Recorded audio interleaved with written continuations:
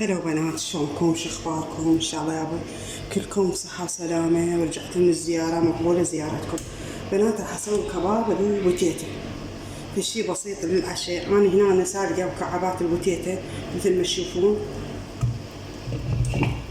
راح اضيفها هنا انا محضرة قليل من اللحم وطماطة وكرفس وبصل ونشا، وهاي البهارات اللي تحبوها انتو هي والملح. راح هنا اهرس البوتيتا. انا طبعا سالقتها مثل ما تشوفون.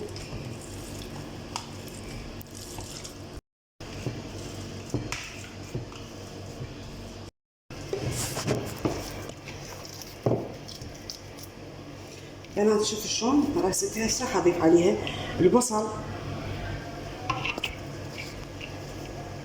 والكرفس.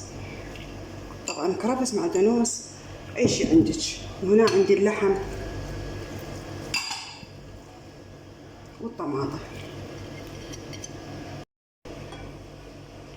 هنا راح اضيف بابريكا باردة. طبعا البهارات حسب الرغبة. هاي عندي فلفل اسود، وهنا كاري. طبعا كباب الكاري طيب، وملح حسب رغبتكم. احنا ما نحب الشي مالح. وراح اضيف النشا طبعا بالتدريج. انا عندي هاي 5 اشياء نشا. هسه اشوف.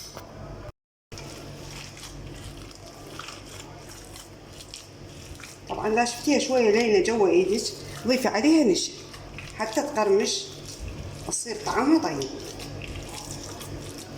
انا راح اضيف بعد نشا. هذا عندي اضيفه.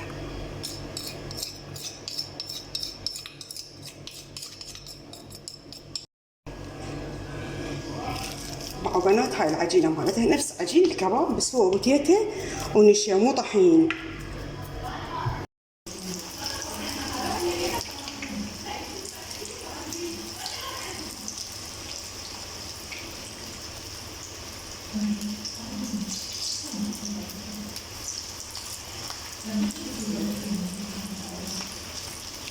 على الطريقة تحبينها يعني، شلون تريدينها؟ دائرية، مربعة، مثل كبابنا العادي، كيفك. طريقته سهلة، هو كباب بس بالبوتيتا والنشا.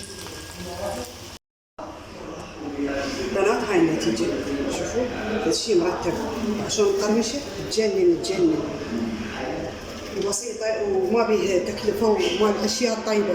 وإن شاء الله يا رب يعجبكم هذا الفيديو مالتي حبايبي، وسووا لي لايك واشتراك، فديتكم أني.